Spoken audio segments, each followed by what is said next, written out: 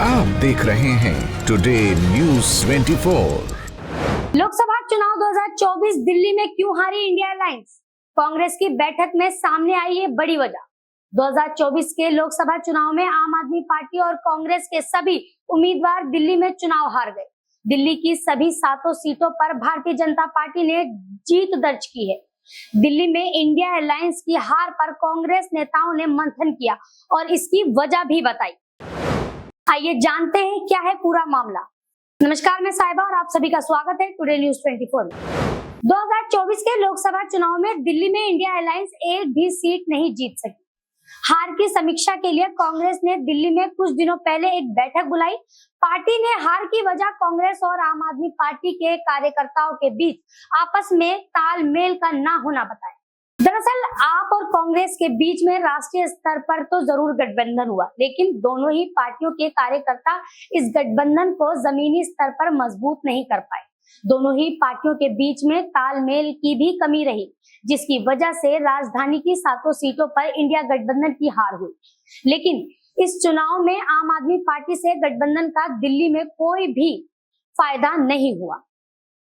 2024 के लोकसभा चुनाव में आम आदमी पार्टी ने कांग्रेस के साथ मिलकर चुनाव लड़ा था। आम आदमी पार्टी का वोट प्रतिशत इस चुनाव में 24.17% रहा तो कांग्रेस का 18.91% वोट हासिल कर पाई। 2019 के लोकसभा चुनाव में कांग्रेस को 22.51% वोट प्राप्त हुए थे, तो वहीं आम आदमी पार्टी को 18.11% वोट मिले थे।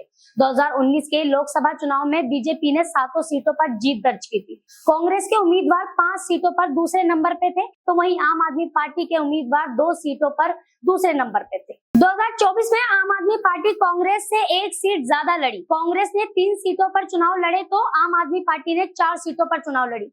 इस वजह से 2019 के मुकाबले 2024 में आम आदमी पार्टी के वोट प्रतिशत में इजाफा हुआ। साथ ही आम आदमी पार्टी जिन सीटों पर चुनाव लड़ी उनमें से कई सीटें जनसंख्या के आधार पर बढ़ी हैं। लिहाजा पार्टी के 2024 के वोट प्रतिशत पिछले चुनाव से बढ़े हैं।